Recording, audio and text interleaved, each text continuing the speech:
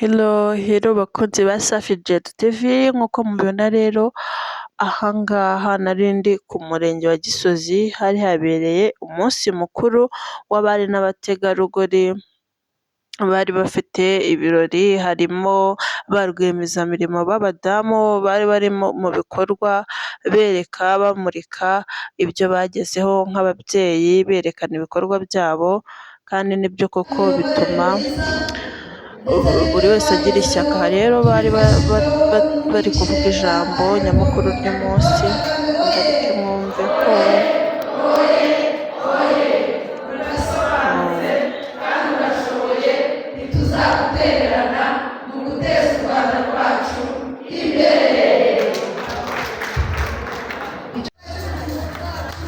murabibona rero hari urubyiruko rutandukanye, abana bari kumurika imideri, bamurika ibikorwa by'aba babyeyi bakora ibikapu, abadoda imyenda, iyi ni imyenda bagiye badoda, bari barimo berekana ibikorwa bagiye bakora, kuko bari bagiye baturuka mu midugudu itandukanye n'utugari dutandukanye nyine byo mu murenge wa Gisozi.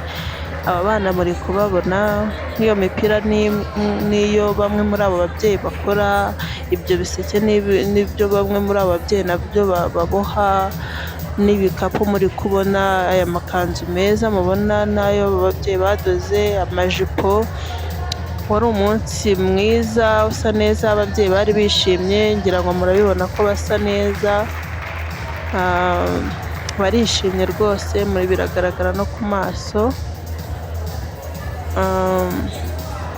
Barimo barishimira ibyo bagezeho, nyine niyo mpamvu batangiye banashimira umukuru w'igihugu, bamushimira ibikorwa byiza yatugejejeho. Muri kubibona ukuntu abamama bari barimo kubyina umuziki rwose, bacinya akadiho, bari bishimye.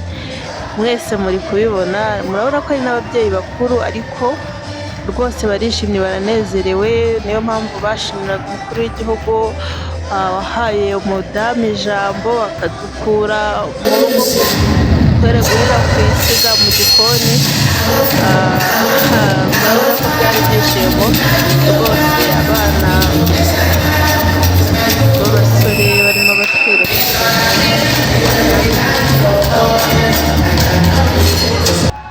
mwihere ijisho.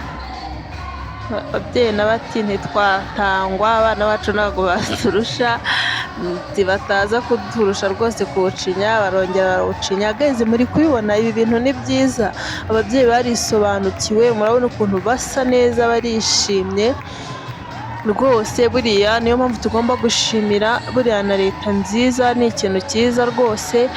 Leta yacu ni umubyeyi, yadukuye mu bwigunge, yadukuye iyo mu bikari, natwe tujya ahagaragara. Murabona ukuntu ababyeyi basa neza rwose, barasirimutse, kandi koko nibyo, umubyeyi arashoboye.